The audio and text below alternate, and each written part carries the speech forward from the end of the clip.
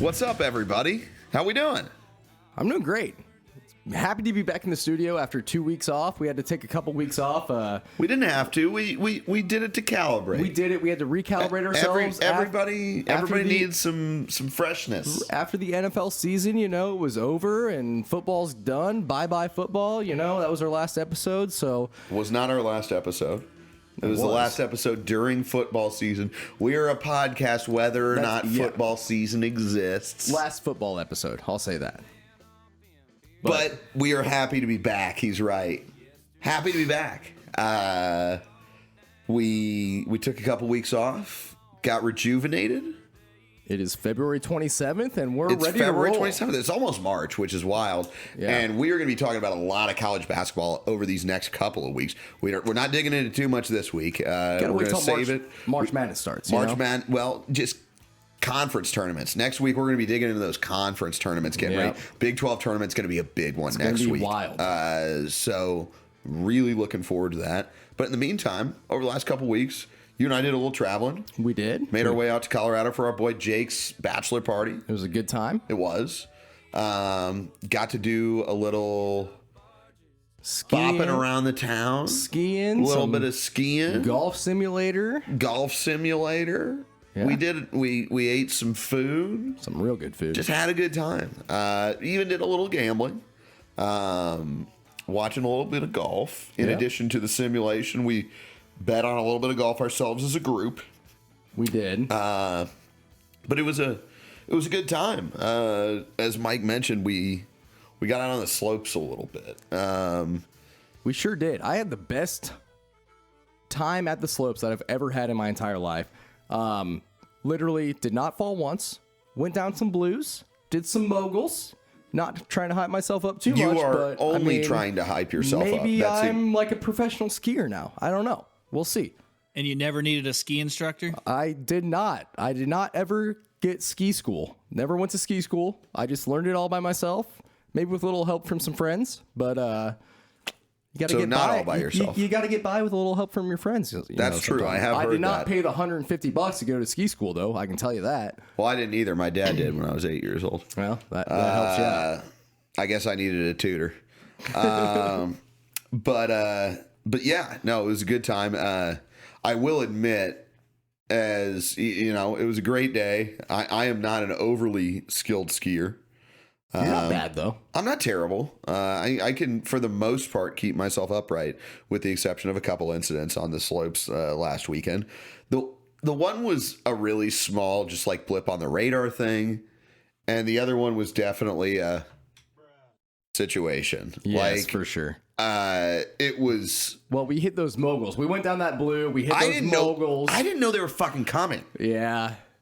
I legitimately didn't. They were kind of hidden, but there were little humps in there that you had to avoid. I legitimately did not know that they were coming, and I'm sitting there in the middle of it. It was the back half of the day. It was after lunch.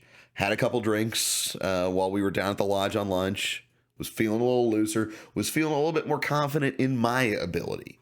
He was flying down those mountains. I was going down. I was going down a little bit quicker than I needed to be.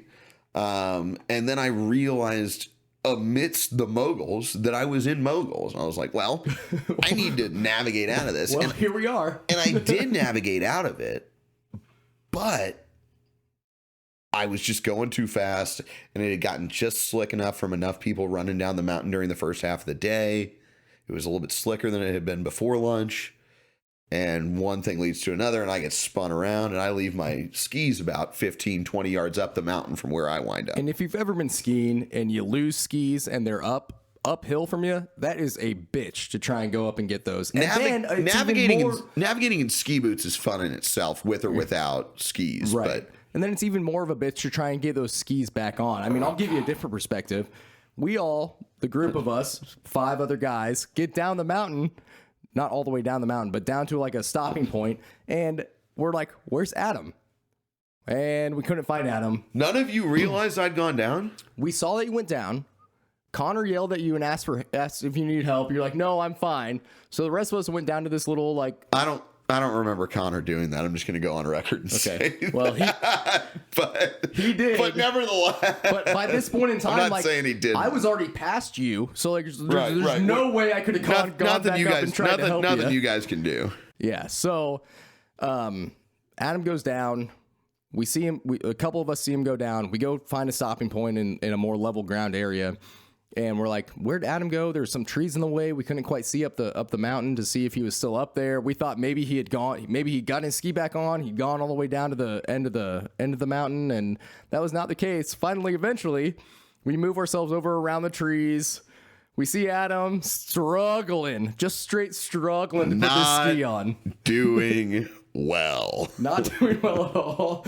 Adam finally gets his ski on. He skis down to us. We're like, all right, Adam, you ready to go? We're going down the rest of the mountain. Adam's like, I said, no, you guys no. can go the fuck ahead. I need a break. I'm going to give myself a minute or two. So the way I've described the experience was it was the most humbling experience I've had in a while. It always is trying to put a ski on a slope of a mountain. I'm putting the over-under at 15 minutes that I spent trying to get in those fucking things. We were waiting for a while. Yeah, thanks for the update. I really feel sorry for you. You guys, I don't know why you guys didn't keep going. You know, if the roles were reversed, I'm like, he'll figure it the fuck out. I would have kept going down. Sorry for being a good friend. I don't know. You guys weren't doing anything for me. How would we be able to help you? Well, but that's what I'm saying. I'm not saying you would be a bad friend if you went down, but like you guys waiting down 500 yards down below ain't doing shit for me either. Doing the same if you keep skiing down the mountain. Well, we were thinking about calling ski patrol, honestly. Jesus Christ. We didn't know if you broke a leg or what. I don't know. God damn. I'm really glad you didn't call ski patrol. You would have had to been carried off in one of those. I wouldn't have been carried off in a goddamn thing. All right. Moving forward. Let's get into it. So we spoke about a couple golf related items during that weekend as well. We did. One was the simulator. I want to take this opportunity to recognize Mr. Metcalf, who doesn't want to toot his own horn at all, so I'll toot it for him. No tutor. No tutor. Didn't need a tutor on golf either. Never been to a golf lesson ever, and just all of a sudden I'm winning the golf simulator. I don't know. Shut up.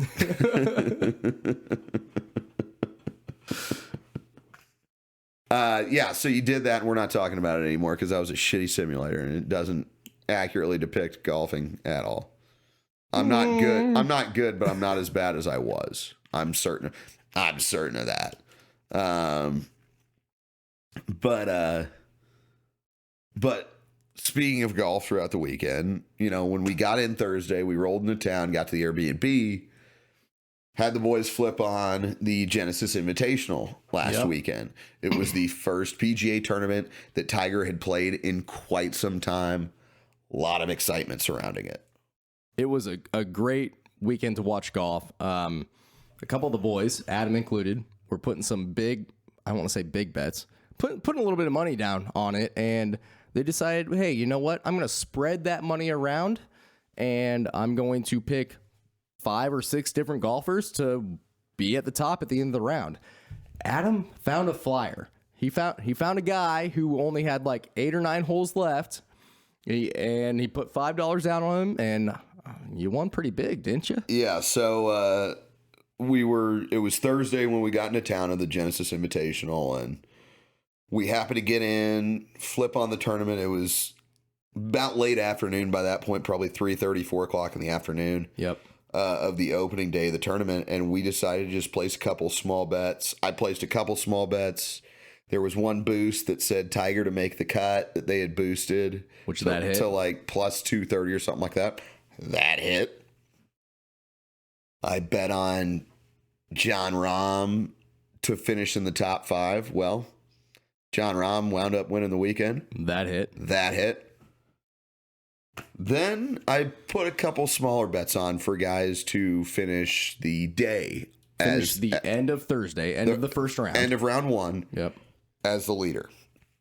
And one of those bets was a guy I'd never heard of before, to be honest with you, a guy named Keith Mitchell. God damn it, Keith. I can't tell you anything about Keith Mitchell. except that he is my fucking boy. He won Adam a lot of money that day. Keith happened to be like, he was right around probably the 10th, 11th hole at this point, I want to say, when we got in on him. And he was slowly moving up the boards, and he was in a point where Homa and Ram had finished the day. Homa was in first, Ram was in second. I think it was 700 and 600 respectively, maybe. Yep. And Mitchell was at, I don't know, 3. I want to say he was -3. I think when he was you guys 3. put money on him. I think he was 300 at the time. But he still had like 9 holes left. But he still had at least 6 or 7 holes to play. And he was running at plus 30,000 on the odds. I didn't know anything about him. I wasn't going to put a bunch of money on him. I threw $5 on him to finish the day as the leader. Fast forward, a couple big holes on 16 and 18 for him. He chips out of the sand on 16 to birdie. That was a crazy shot. And then he has a hell of a shot on 18 to birdie. Or maybe he eagled on 16. No, I think he birdied on both. But 16 and 18 were huge for him. He had a great approach shot on 18, and he had a great shot out of the bunker on 16. Winds up tying, I think it was Max Homa who was in the lead at the time. I think him and Homa shared the lead for the day. So it was a two-way share of the lead, which meant that the odds on my bet split in half, which came out to plus 15,000 to plus 30,000. I wound up making $752 on my single $5 bet. And the other guy in our group made north of 1,500. Our boy Kevin came out just north of 1,500 because he had put 10 on it. And, well, Kevin Kaba, he got it done. He made it happen. It was an exciting day. We were definitely having a strong and excited embrace in that room, as that was the biggest bet I've ever hit. I can't speak for him, but $5 to win 750. I tell you what, that's what keeps you coming back. That'll really get you going. That's what keeps you coming back for both gambling and golf. Like, you have a big shot. That's what keeps you coming back. I'm bad at gambling and I'm bad at golf, but I have one good thing happen, and it's like, I'm in. You hit a birdie on any hole throughout your whole 18 holes of golf, you're coming back the next time. Let's ride. Sure. Let's ride. Yep. And lo and behold, the rest of us, Matt Roselli included, we're all now up in our gambling addiction, if I want to say that. So we haven't lost any money. Is it an addiction if we're all winning? Back in the black, baby. I mean, you can still call it an addiction, but like... I have never called mine an addiction. I am not addicted to gambling. I do enjoy it, but I am not addicted. I will straight up say that with confidence. I've never heard an addict say that. I can stop whenever I want, Matt. I don't know what you're talking about. But yeah, no, with my big Super Bowl win, with my big Patrick Mahomes MVP win, Matt's been on a hot streak lately. We're all up money throughout our sports gambling adventures. So it's great to see. I guess this is the first like semi-hot streak I've experienced, which is probably when you truly get addicted. So we'll keep you posted on Adam's stay tuned, TANY fans. Potential addiction. We'll see. Stay tuned, fans. Okay. And speaking of addictions, yeah. What it's that time of the week. It is. It's the DOW of the week. We gotta teach you. It's just DOW. Oh. It's not Dick of the Week of the week. Oh, it's the DOW. That's it. That's it. Like the ATM machine. Dow, wow, wow, wow, wow, wow, wow, wow, wow, wow. So, I was thinking over who I wanted to honor with with the Dick of the Week honors this week. And it only took a small amount of time for me to realize that it was a pretty easy one. This week's Dick of the Week goes to the New York Rangers' K'Andre Miller. K'Andre Miller last... K'Andre. What? said, damn it, Keandre. Congratulations. Congratulations. You made it really easy, my guy. What'd he do? Well, he got into a little tiff with Drew Doughty, longtime well-known member of the Los Angeles Kings. And during their little scuffle, decided it was an opportune time to spit on him. Like hock a loogie on him? I Or don't just know. straight up I don't know spit? if he did the whole, but he spit on him. Okay. I mean, that's a hell of a play to like give the whole rear back and like make the sound ahead of time. I can't say if he did or didn't. He wasn't mic'd up. Right. But he did spit on him, and That's just something you don't do. You know? I don't think it takes a tutor to teach anyone that. I think that's just common knowledge. Did he take a penalty for that? He did. He took what hockey fans call a game misconduct, which means that the ref just told him kick rocks. A lot of times those are used for like actual fights, right? So typically, no. Oh, Typically, if it's just a straight up brawl, both guys get 5 minutes for fighting. They go to the box. They come back out. It's either got to be something malicious, typically. Either a repeat offender throughout the game who just is causing trouble, or some like boarding is a penalty where it's not uncommon to see a game misconduct. okay. Slashing could be one if it was really egregious. Cross-checking, I guess, hypothetically could be one if it was really egregious as well. Maybe goaltender interference. Those are the ones that come to mind for me. Boarding's the one that comes to mind for me most. Gotcha. Boarding's a situation where a guy has his back turned to who's ever hitting him. He is somewhat near the boards. He's in a position where he's defenseless and he gets hit from behind and sent into the boards head first, which head, neck, all that, like guys are really at risk for having very serious injuries for that. So boarding is typically considered the one penalty where you're going to see a decent chance of, at minimum, a 5-minute major penalty, if not potentially a game misconduct. You don't see people spit on people too often. You really don't. We saw somebody spit on somebody this week. So what'll be interesting to see is this just happened within the last about 24 hours or so. So could he be suspended from the next game too? He could face more severe punishment from the commissioner's office and from Gary Bettman. We're going to be keeping an eye on that to see how that plays out. But congratulations to Keandre Miller. You made Dick of the Week. You made Dick of the Week. And moving into a little bit of non-NFL football talk, there was a really interesting clip that I saw from an interview on the Rich Eisen show with Deion Sanders recently. And I don't know when the interview was actually recorded or published, but did you see what I'm talking about? I did. Basically, Deion Sanders comes out and says the particular type of player he looks for quarterbacks, for offensive linemen, for defensive linemen, and their family dynamic. Basically, he's looking for a certain family dynamic. Their path that got what that them kind there. of looks Right. like. So, yes, I did see that. The old product of environment.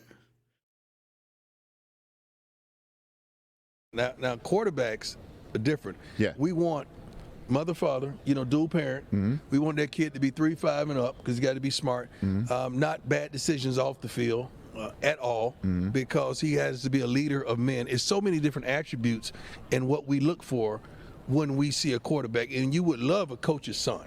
Somewhere that the coach has coached him, and I'm not going down my road. I see you smiling because I know who your quarterback is He's right talking now. about my son. I didn't just build a template for my son, but that's what really we look for in quarterbacks. Different positions are different. like O-linemen. I look for dual parent homes, Right. a strong father that they adhered to, Right. Smart kid, at least 3.3 and above. You're also describing Hurts. Yeah, as well. tough. I mean, physical. I mean, offensive lineman. Defensive lineman is totally opposite. what do you mean? Single mama, trying to get it. He's on free lunch. I mean, I'm talking about just trying to make it. He trying to rescue mama. Like mama barely made the flight. Trying to get out the mud. And I want him to just go get it. It's a whole different attributes that you look for in different positions, and we have that stuff just chronicled. We know what we want, and we go get it. Deion Sanders here on the Rich Eisen Show. You don't have to establish me. I think. No. Okay. You got the But I radio love the way audience you sometimes. reestablish. I always try. I like the I love you, Prime. You don't have to establish him. Also, his son, who's now the quarterback of Colorado. Oh, Shadur? Yeah. Good old Shadur Sanders did not technically grow up in a dual family home. No, okay, one, we need to drop that dual family home. That's not what he meant when he said that. That was a poor way of phrasing that. Two parent home is the term. Dual family home probably means that you didn't grow up in a two parent home. I guess that makes sense. Yeah. But yes, to the point of a two family home or a two parent home. God damn it, I just did the same thing. Yeah, we did a little research. Neon Deion hasn't been with Shadur's mom since he was 11 years old. So that's the quarterback that he's bringing to Colorado with him. He says, I'm bringing my luggage with me. Right. You don't have to announce me. Dude, cut the shit. I know you won at Jackson State. You're in a Big Five conference now, and you haven't done anything. I know that you've always led with confidence during your career, but it's time that rubber is meeting the road, and it's time to act a little bit more like a professional. He is acting very much.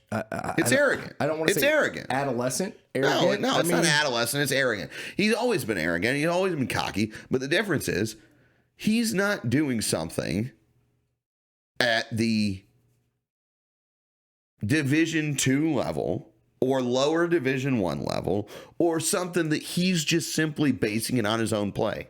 Right. The name he made for himself as a professional was him being successful as an individual, him being a successful player as an individual. Sometimes his teams had success, but he was not viewed as somebody that just drove team success. He was a successful player himself. Correct. Well, he was a defensive player. Coaching is about being a leader. Coaching is about being able to be a leader. Jackson State, you're right. There are a lot of kids that wanted to go to Jackson State that otherwise would not have gone to Jackson State if Neon Deion wasn't coach. Yep. He brought that program up, and I want to speak highly. I think he did really well bringing that program up. I personally wish that story would have ended better. I don't blame it on him. That was a bad situation. There was stuff that wasn't happening well there, and I know he invested a lot. That being said, this whole Colorado thing, it's time to shut up. Well, at least shut up until you have. It's time to shut up until yourself. You're putting something together. Until you can see that the Colorado's consistently winning Pac-12 championships. Well, here's what I'm going to tell you. Week 2, their first home game. Nebraska. Yep. In Boulder. Nebraska's got them by 14. You think so? Yep. I can see that. Yep. Culture. Culture doesn't develop overnight. I don't care if you bring in a whole new team. I think it's going to be closer than Culture 14, though. I don't think it is. Nebraska's been on a downward spiral as well, and they bring in Matt Rule. They're both coming in with new head coaches. They bring in Matt Rule. We don't know what Nebraska's going to look like 14. next year. You can stick with that. 14. I'll go Nebraska by 3 or 7. One of those two. Like, it's going to be a closer game than 14. I have a feeling. I don't think so, but again, what do I know about college football? I very, very little most days, if I'm being honest. But speaking of Other lines of football I don't know anything about. Speaking of, we said bye-bye to football last week, and now I didn't say bye-bye. You said bye-bye. Well, I did. But guess what? Well, who named the episode? Didn't you? Maybe. You put a suggestion out there, and we rode with it. So, yeah. Yeah. Hey, comment below if you want to name an episode. But Comment below if you also have one of these little sounds like this one. Bruh. That you want us to add to the soundboard that you think would be appropriate, because we will take votes for them and then decide if one deems fit. I have already voted for Let's Ride, Russell Wilson. So if you have any other ones that you're wanting, we'll take them under advisement. we'll see what happens. But speaking of football, the XFL is back and ready for action under In action.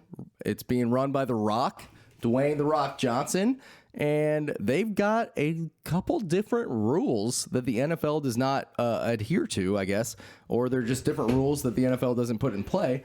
I want to run through a few of those because if you haven't watched an XFL game, they're actually kind of fun to watch. I mean, they've been low scoring so far, but they've been close games. Like, we've had multiple games that have ended in like last minute scoring drives where the team who had the ball last ended up winning. Main one I can think about is Thursday night against St. Louis Battlehawks, played the Seattle Sea Dragons, and A.J. McCarron, an old NFL backup quarterback, led the Battlehawks down to a victory, which Let's go Battlehawks. Most of us won money on. I think Matt and I put money on that. Adam, I don't think did. But which is funny because Adam was the one that steered both of you towards betting on the Battlehawks. You're 100% that might not have correct. been the term that I used to address them, but that was the vote that, or the bet that I told you to put on it. They did. So Yeah, it made me $30 profit. Thanks, man. Solidarity, brother. anyway, so some of these rules, the first one that I want to highlight is in regard to extra points. Instead of kicking field goals for an extra point after a touchdown, the XFL, they don't have teams kick field goals. Instead, the team can choose to go for 1 point, 2 point, or 3 points. The 1 point will start at the 2 yard line, 2 points starts at the 5 yard line, 3 points starts at the 10 yard line, and basically that team will try and get in the end zone and get either a 1 point conversion, 2 point conversion, or 3 point conversion. Now, the kicker is if the defense picks up that ball, if it's a fumbled ball, if it's an interception, and they run it all the way back to their own end zone, the defense gets those points. So the defense could end up with 3 points. Say a team is down by 3, they want to try and tie it up. They go for a 3 point conversion. Defense gets a pick 6. That's right. Then the defense is up by 6 now, and now the offense has to scramble and try and figure out how they're going to recover those 6 points. Second one is the XFL is allowing a double forward pass. So typically in the NFL, when a quarterback gets a ball and they want to do like a lateral to a wide receiver and throw the ball down the field, you got to lateral that ball. You got to throw it behind the line of scrimmage or behind where the quarterback throws the ball from. Right. Whereas in the XFL, you can do a forward pass. So like the quarterback could be in shotgun, the wide receiver could take 1 step back as long as you're behind the line of scrimmage, catch the ball, even though it's a forward pass, and then throw that ball down the field. That's pretty interesting because that saves a team from basically if the wide receiver does not catch that ball and it's a lateral, like what would be in the NFL, that's a fumble, and the defense can pick that ball up. Right. Whereas it's still a forward pass in the XFL. And so then it's an incomplete pass. So that one Adds a little wrinkle. Adds a little bit of excitement. That's pretty interesting to me. Never know what's going to happen. Also, you've probably seen this if you watched a little bit of the XFL, but their kickoff rules are quite a bit different. Dude, I watched that for the first time last night where they line up and they wait for the ball to be received. Yep. I'm here for it. I am here for that rule. Basically, the receiving team will line up at the 30. The kicking team will line up at the 35 of the receiving team's own side of the field. And basically what it's supposed to do is stop people coming from full speed, head on, down into the kick returner. It eliminates the high impact situations. Eliminates but injuries. encourages the returns. Correct. And so neither team can move until the kickoff returner catches the ball.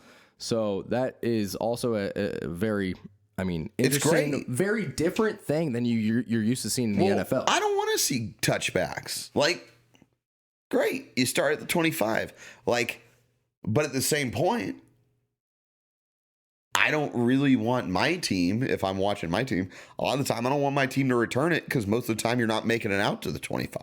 Right. So when I'm watching NFL, like in a game that I'm not cheering for somebody, I don't want touchbacks. But in a game where I'm cheering for my team, I kind of lean towards touchbacks some of the time. Well, I appreciate what the XFL has done because it's Action Jackson, baby. It's about it. yep. And you bring up touchbacks. I mean, the same thing with punt returns. So if you punt it and it becomes a touchback, you get the ball at the 35-yard line. If it goes out of bounds, if you try and cough and corner punt that ball to go out of bounds at the 1 or 2 yard line, nope. Even if it goes out of bounds, the offense is then going to get the ball at the 35-yard line. So that's also a different rule. It basically takes, they want the action. They want people to be able to punt, return the ball, kickoff, return the ball, and everything. And speaking of that action, we got a little action last night in that Sunday night game. Yeah. We got the two Texas teams, which ironically both have NFL professional franchises that reside in those cities. Yep. We got the Houston Roughnecks and the Arlington Renegades. Correct. Which, by the way, I just want to say I was watching a little bit of that game. Arlington Renegades uniforms are sick. Are those the those are the teal ones? Those are the light blue ones. Light blue ones, Yeah. light blue and black. They are very sick. I don't mind the Roughnecks, but they look too much like the Texans for being in the same city. Being navy blue and red in the same city that another football team has navy blue and red. Right. It doesn't make sense. But were you watching that game? I did not watch that game. No.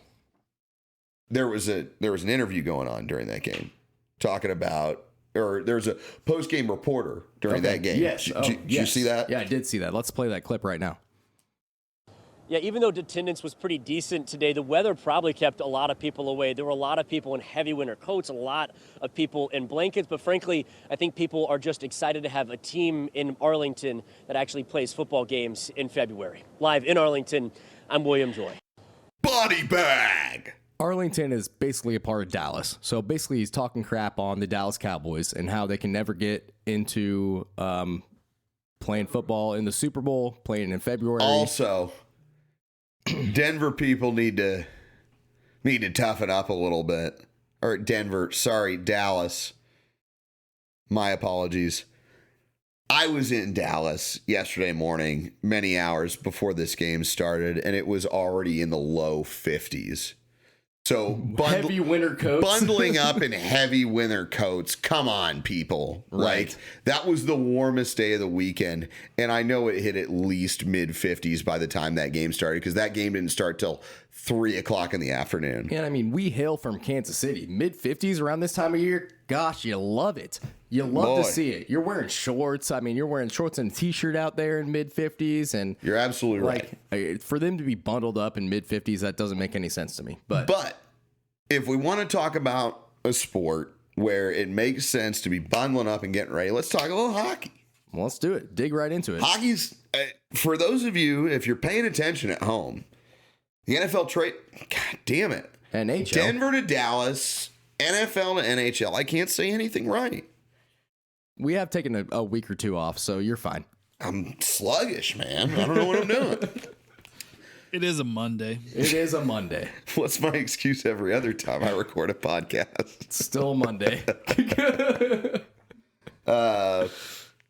So NHL, holy shit, man. We had a lot of big moves this This past week. trade deadline stuff, and it's not done.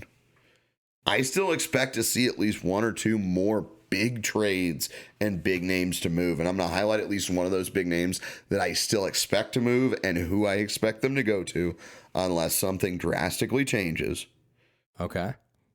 But let's highlight a few. We talked about the Blues. Vladimir Tarasenko had already gotten sent to the New York Rangers in a deal that the Blues netted, I believe, a first and a second or a first and a third round pick. Blues get into another trade. Literally, right after I get finished skiing down the slopes, wearing a Ryan O'Reilly Blues jersey, the Blues trade Ryan O'Reilly to the Toronto Maple Leafs. Yeah. Heartbroken. A shot to the heart for sure. That is a really tough pill to swallow. But he's done at the end of this year. Hopefully the Blues will try and get him back. Absolutely. That's the hopeful silver lining, is that the Blues make a big play to re-sign him as a UFA during this offseason. I wish him nothing but the best during his time in Toronto. Class act on and off the ice. Really, really love ROR. Great guy. Wish him nothing but the best. The Blues also send Noel Achari to the Maple Leafs in that deal. But over the next 2 years, the Blues bring back a first, a second, and a third round pick. Not a small haul. Right. When you're pairing that with the deal that they just did for Tarasenko and got another first round pick, and then yesterday they announced that they've traded Ivan Barbashev to the Golden Knights for the 2021 first round pick. They had selected a guy named, I want to say Zach Dean, I believe was his name. Okay. It's going to be very interesting to see. The Blues are building themselves up for the future. They are. And they are not making a run this year. They are making that very clear, but they're getting themselves in a good position to be a contender in the future. It'll be weird because I think there's a decent chance we don't see the Blues in the playoffs this year. It'll be weird to go through an NHL postseason without the Blues in the playoffs. It happened like 3 years ago, and it was weird. But it's I've been a Blues fan for about 20 years now. It's rare to have a postseason where we're not in it. I mean, it's going to be weird going down to the blue line by down where you live up in the River Market in Kansas City here, and it's always electric come postseason hockey. not It's a little being bit able weird to watch the Blues up there. Right. Like, but the Rangers and the Maple Leafs are not the only teams making moves. And I'm going to touch on the Rangers here real quick before I move off them. I don't think the Rangers are done making moves. okay. To my understanding and from what I've read. Where are they at in the standings? Do you know?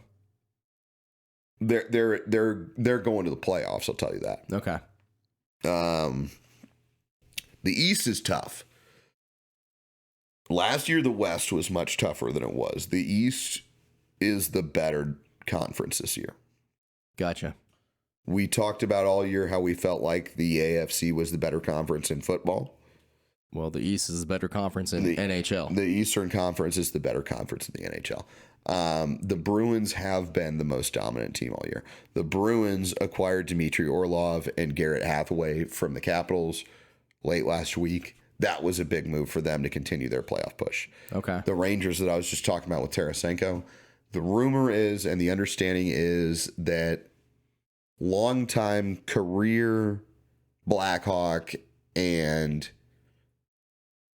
one of the best American-born hockey players of all time, Patrick Kane, will be headed to the New York Rangers. Do you have any idea what the Rangers are going to give up for him just to try and make this playoff push? I don't. There have been speculations about it, but nothing definitive. But it sounds like it's a situation where the deal is imminent unless something drastically changes. Okay. That would put together three really interesting players that were used to, it would potentially put together a line that had Vladimir Tarasenko, former St. Louis Blue. Right. Patrick Kane, potentially soon to be former Chicago Blackhawk, and Artemi Panarin, former Chicago Blackhawk. And you think they'd be all on the same line? Artemi Panarin and Vladimir Tarasenko, both Russians, are close friends.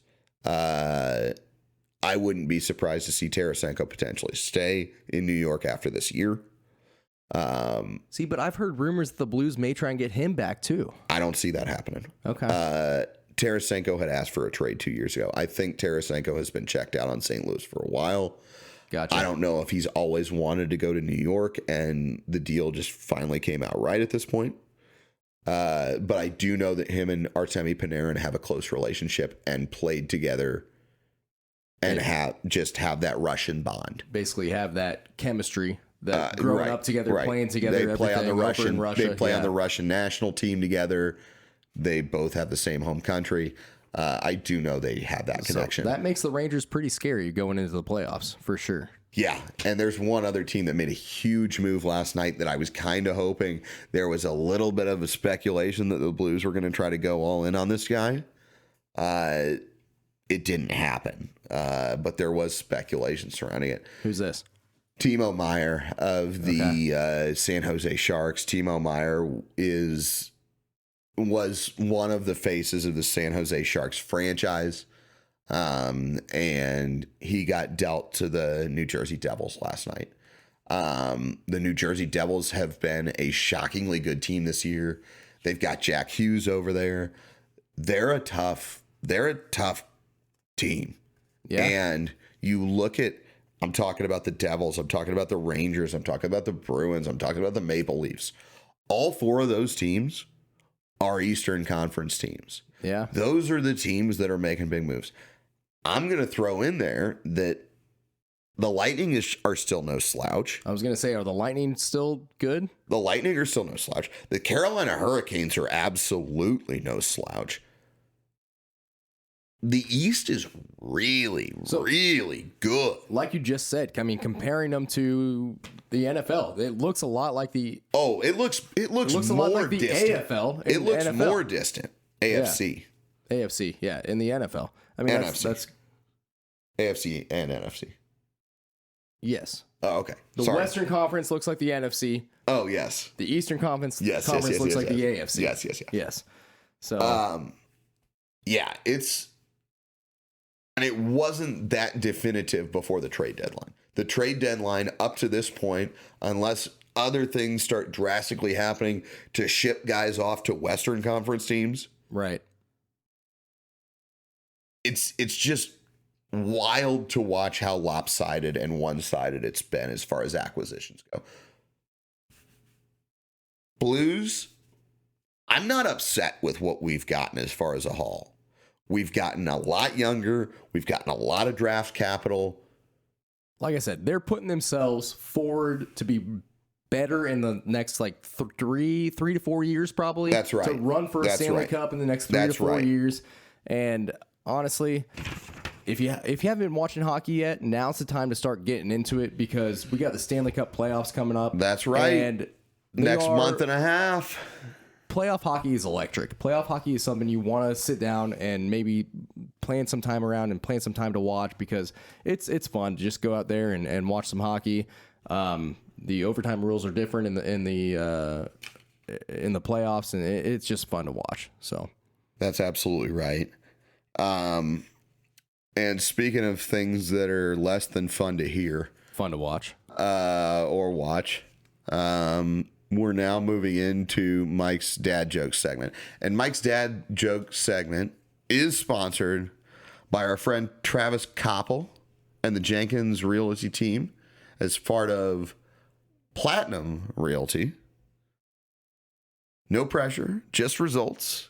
Travis is a local guy to the Johnson County and Kansas City area, specializing in helping the first responders community get into the homes they're looking for and the homes of their dreams.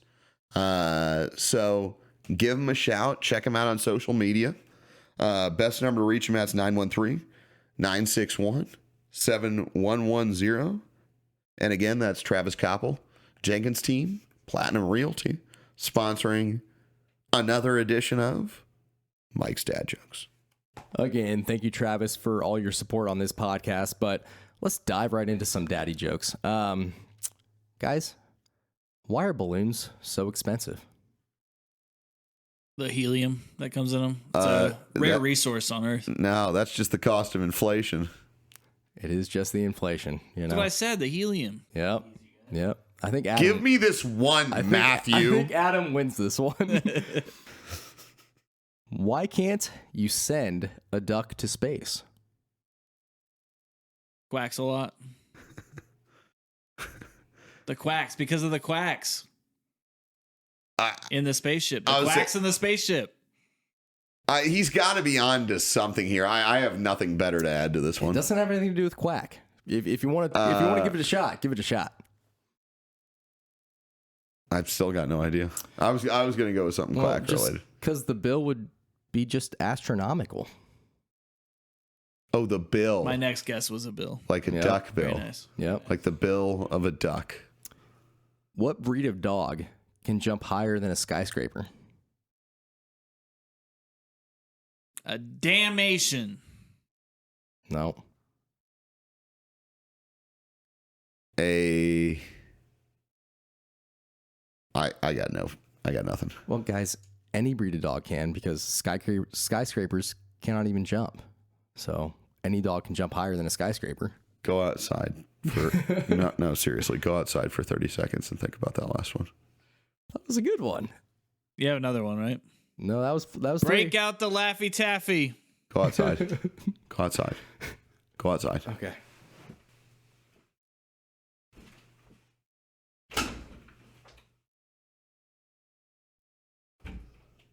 I'm sorry for that. Matt, we can fill this with silence. It doesn't really matter. Anything's going to be better than that. I think the listeners would rather not silence, probably. Okay. Mike, come back in. Did you bring your better jokes? All right. I thought about that last one. I know it wasn't the best, but I did not bring any different jokes All right. in. Next week, we are going to have a bag of Laffy Taffy in studio. And Adam, you're not allowed to say that anymore. That's the fourth time I've heard that on this nope, podcast. nope. Hold on. While Mike talks for the next 30 seconds, I'm going to go on Amazon. Ship them here. Go on Amazon, ship to my address. It'll all be fine. What? Hold on. I'm not going to tell you my address on the podcast. I'll bleep it out. Just say it. Hold on. No, one thing at a time. I'm not going to do that. Probably I'll bleep it out. But speaking of things that have maybe been kind of boring in the past, maybe my dad jokes have been a little bit boring. I guess people don't like them as much as they probably should, even though I put a lot of time and effort into these dad jokes and I make them as best as I can. Maybe you do need a tutor. Oh, no, I don't think so. Too delicious. I don't think so. But MLB baseball is coming back around. We're hitting spring training time. They're trying out some new rules throughout the MLB. One of those rules includes making the bases pizza boxes. They look like pizza boxes down on the field. And then another rule involves a pitch count. So we've had a lot of issues already during spring training, and not only in MLB ball, but also NCAA baseball. Is it 8675309. I didn't say what the name of the street was. I know what the name of the street is. Just tell me the name of the one. But back to what I was saying. MLB's trying out new rules. One of those rules is the pitch count, and they've had a bunch of issues with the pitch count going on, not only in MLB, but also in NCAA baseball. Some games have been ended on this pitch count rule because a guy does not get in the batter's box and strikes out even before the pitch is even thrown, or a pitcher is not ready to pitch. Basically, when the pitch clock says they need to start their wind up to start pitching. And I think we just go ahead and play this clip right now. Sponsored by Bally, who was also Dick of the Week the other week, I believe. That is true. Shout out Bally, you're still being dicks. I got that ordered. That curveball He lives on it. Yeah, it sure is. He wants a new ball. Now you see let's see what the see the clock now. That's funny. They didn't really stop the clock after he changed. It should have reset. He asked for a new ball, and he's allowed. You see, he's telling him he's got to go. Now you see he gets buzzed. They didn't stop the clock when he asked for a new baseball. Yeah, that's got to be. You know, that's weird. That's one that Tito's going to make a note upon and That say, should be a reset. you're allowed to change a baseball if you want, but they didn't even stop the clock when he threw it in. They continued, and he still gets the strikeout. Good for him to come back and do that.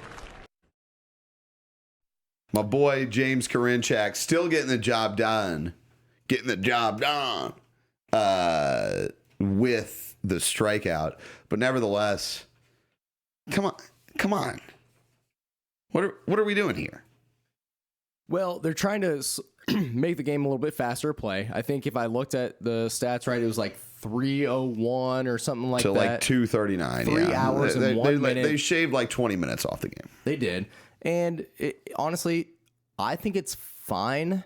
I just don't think you should end the game on someone not being in the batter's box or basically not even a pitch being thrown, because you're taking it out of the player's hands at that point in time, which is what everyone goes there to see, is to see those late inning comebacks, to see those late inning walk-off home runs. And if you're taking it out of the player's hands, people are going to leave disappointed. So if baseball is trying to re-engage the public and try and get the public back into liking baseball, I understand people don't have attention spans that can last maybe 3 hours. You can't just sit on your couch and watch a 3-hour baseball game. But do they have attention spans to watch it for 2 hours and 40 minutes if they don't have the attention span for 3 hours? Does it really change it that much? Probably not, but I don't know. Well, it sounds like they should get rid of the pitch timer in the 9th inning at least then. I agree with that. Yes. I think that's a good recommendation, and I would second that. I'm just interested to see. And baseball, I'm just so convinced, is a sport that's just so that they have a lack of self-awareness. And this rolls over into player contracts. And there was an announcement made over the weekend about Manny Machado. Bringing up the Padres, yep. Getting an extension. Manny Machado's 30 years old, and the Padres just signed him to an 11-year extension for about $350 million. Why are people still signing these guys to these 8, 9, 10, 11-year deals? Especially when they're older in their career. Per baseball standards, per professional sports standards. How often do these contracts play out and benefit any team that picks up the contract? Ever in baseball. I think in this, the Padres were just wanting to keep Machado around for the next 4 or 5 years. But he was not going to take anything less than a high-end deal, a high-year deal that would give him a lot of money, a lot of guaranteed money throughout the next 10 years. So they're going for the playoffs. They're going for the World Series here in the next 4 or 5 years. I think the Padres missed their boat already when they got rid of Eric Hosmer. And Hosmer didn't do shit for them. He did not, but they went all in on him too, if you remember correctly. Well, they didn't go all in. I mean, they've gone all in on a lot of guys. They went Fernando, way more. Tatis, Machado. Like, they went and got Clevenger. They went and got a couple other big starters and really beefed up. They had Yu Darvish. They really beefed up that starting rotation. And you're looking at it, and they had all the pieces to get it done. And then you get injuries, and then Tatis goes down for steroids, and Hosmer doesn't play out, and Machado's been decent, but he hasn't been the guy that he was when he started getting those big contracts. Right. Hosmer failed. I don't even know if he's going to play again. I don't think Hosmer's going to play again. I don't know if he was signed by anybody. I don't think he was. He got DFA'd. Clevenger's with Chicago now, and now he's dealing with domestic issues. Yeah. Like, this Yu Darvish is at the end of his career. Like, all these guys that they went and got, I think it's been a catastrophic failure in San Diego. Well, and the main thing for the Padres, the main thing a lot of other MLB owners are upset about is the Padres are supposed to be a small market team. So where are they coming up with the money to be able to pay all these guys this much guaranteed money? Here's what I'll tell you. I saw a little clip about that today. It's funny you bring that up. I didn't even put it on the outline, but it was something that I saw today. Maybe you saw this too, and maybe this might be why I brought it up. Or are you talking about the salary cap? I'm not. Okay. So Tony Clark, former MLB player, former player for the Detroit Tigers, longtime head of the Major League Baseball Players Association and current head of the Major League Baseball Players Association. Okay. Went on record, and I'm not sure if it was today or over the weekend. It was said recently, but he went on record and said Major League Baseball is pushing for salary cap. They want to say salary cap. He outright said, we will never agree to a salary cap. Well, and as the head of the Players Association, That's what the players want him saying. The players don't want to see a salary cap. Because they want to get paid as much as they possibly can. Those high-dollar players don't want any limit to what those teams, if those teams can find the money somewhere to pay those guys, if they can go to New York and figure out a way for the Yankees to pay them, the Mets to pay them, the Dodgers to pay them, the Astros, the Rangers. Yep. The thing is, though, with the salary cap, those guys who already got their money, they'd be grandfathered in. Like, they would not count against that salary cap, from my understanding. I think that would all work on how the collective bargaining agreement would play out. Yeah. I don't think there's anything definitive of that without there being an agreement in place. But I mean, if you set a salary cap and you've already got 5 guys on the roster, which those 5 guys are overreaching the salary cap, right? You can't just say, "Oh, we got to restructure your contract now because of this." Right. So I feel like they're going to have to be grandfathered in somehow. To some extent, yeah. Maybe it's a 3 or 5 year plan that they phase into with what that salary cap looks like, team over team. Yeah. But I think either way, I think it's a situation where somehow it's going to come to a head at some point, because it is with most professional sports. That's my thought. I think baseball would be way more competitive with a salary cap.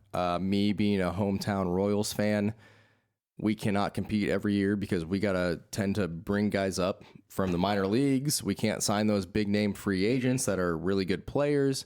And so preaching to the choir over here as a Cleveland fan. A Cleveland fan too. I mean, nothing on my end. So things like I don't get. Our smaller market teams would benefit from a salary cap. I've been honestly advocating this for years, that a salary cap should be put in place ever since probably A-Rod got signed by the Yankees for 10 years. No, it wasn't the Yankees that signed him, if you recall. Was he Houston? Close.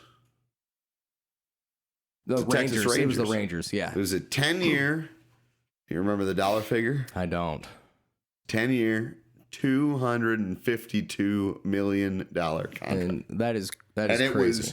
It's crazy now, but boy, it was insane at the time. And that contract, I think A-Rod maybe played like 6 more years.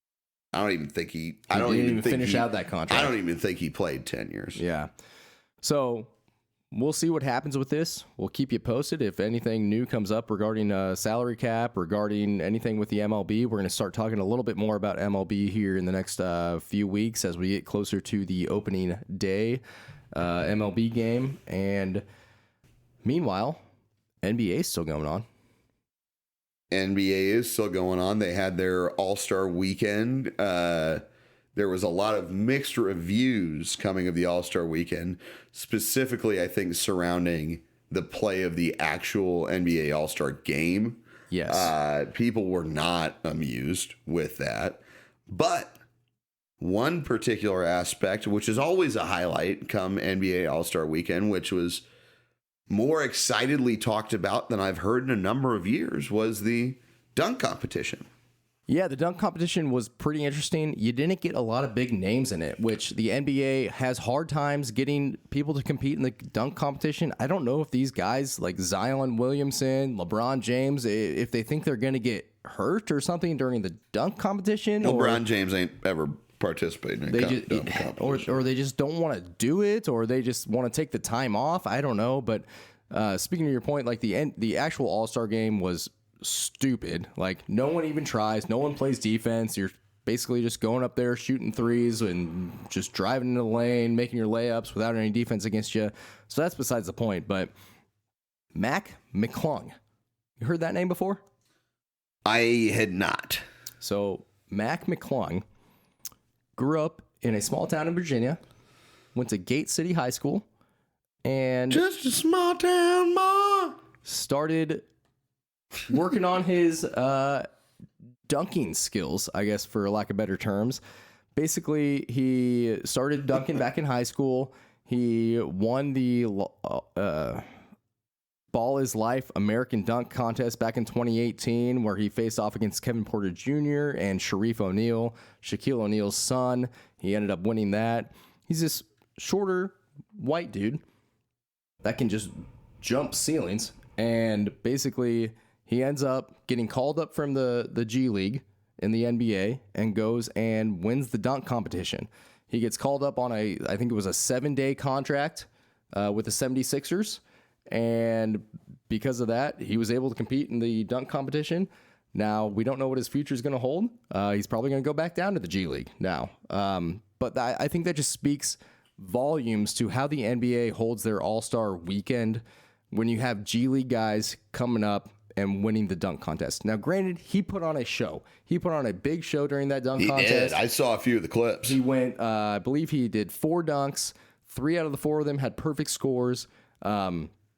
Just absolutely crushed it. So congrats to McClung on winning that dunk competition.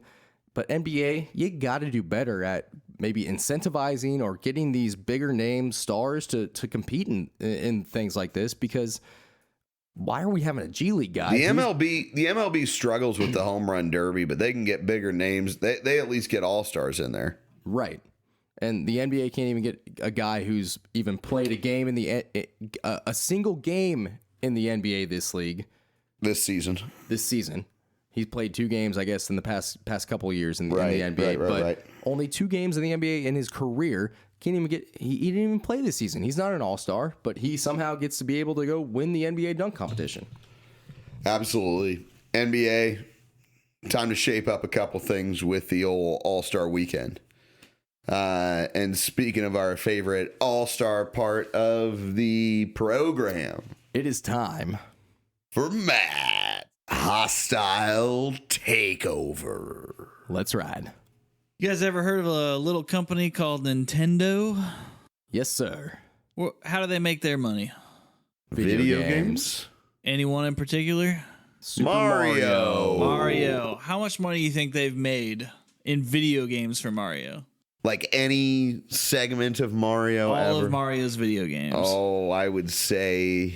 Revenue over the extent of... Do we have a year when it started? 1985. 1985, thank you. Let's say over those almost 40 years, sorry to everybody that was born in 1985 for that reminder. For that almost 40 years. You're stalling. I've got to say... Yeah, I am. I for sure am. I need a tutor on this one. This may be lowballing $5 billion. I was going to say 6.5 billion. It is $22 billion. $22 billion? Dang. But one area that they haven't stepped into much is movies. That's true. Have you guys seen the movie they did make in 1993? Of Super Mario's? Yeah. I've watched that twice, I think, in my I've never seen life.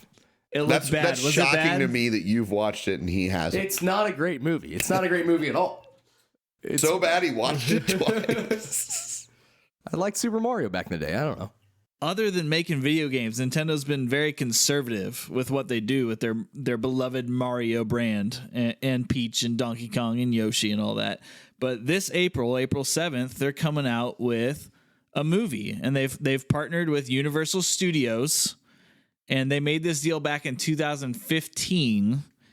And they made a big deal with Universal Studios to not only do a movie, but they've actually opened a Super Mario Brothers World theme park in some of the Universal Studios properties.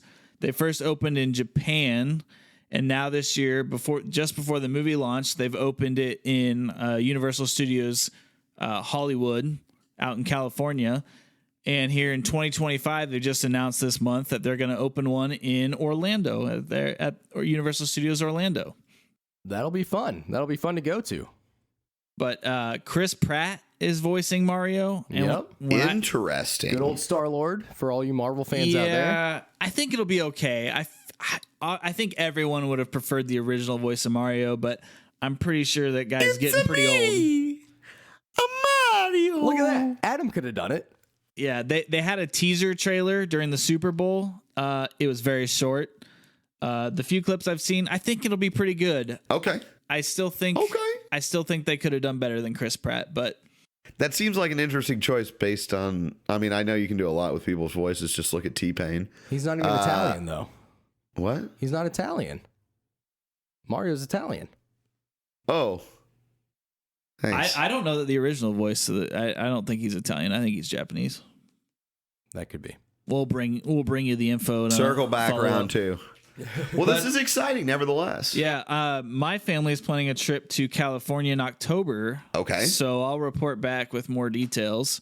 Maybe a little TANY check-in from the West Coast. Do we know what the sort of attractions they're going to have? Or is there going to be like a Yoshi ride? Is there going to be like a... Dude, I don't love know, Yoshi. Like I love Yoshi. So it's a pretty small part of the park. It's got a lot of interactive features for the kids to take their like wristbands and go like punch blocks and makes the coin noise and all that. And the ride that they have is this Mario Kart ride, okay? And I think they're adding more and more rides as they build more and more. I think a little bit because it's been slightly underwhelming, but I know for a fact that they must have copy-pasted the ride from Japan because one headline that came out, because this park just opened in California, is some adults are not able to ride the ride due to their waist size.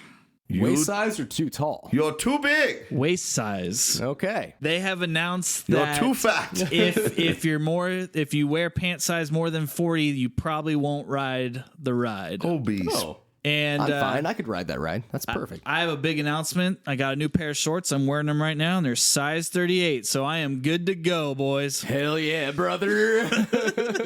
I thought I was back to a 34. I went and bought some jeans while I was in Dallas this weekend. I'm not back to a 34. I've been a solid 32 Shut since the fuck up, Mike. This isn't about you. I should have known you were going to say something dumb when I said that. It wasn't dumb. It was. Just stating facts. Was it necessary? Been a solid 32 since college. That's all I'll say. Are you like Jerry Seinfeld 32? I don't know what that means. I thought you considered yourself a Seinfeld fan. I am, but I don't remember the So episode. Seinfeld scratches off the number and like repens it in differently because it's the same that he's been since high school or college. No, I'm not. So are you like Jerry a Seinfeld 32 I'm or are just you a a- Metcalf 32? Because I'm pretty sure that's the same thing. It's not the same thing. I do not scratch Matt, in is the that numbers. the same thing? Yeah, I wasn't listening.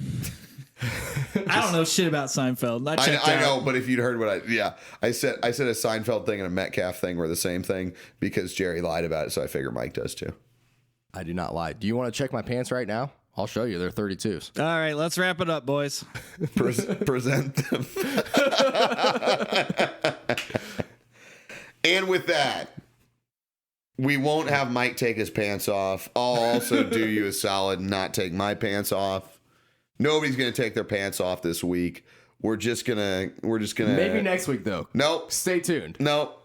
We're gonna bid you adieu. We're gonna wish you the best. We're gonna say blessings. We're gonna say happy Thursday. March. Happy March. When you're listening to this, it's March. It's springtime. It's rejuvenation. Let's go, people. Big spring. Getting excited for the Big 12 tournament. Get that spring cleaning in while you can. And Mostly remember, speaking to myself. yeah, we agree. Mostly speaking with you. Check your microwave. It's fine. And remember, There's always next year.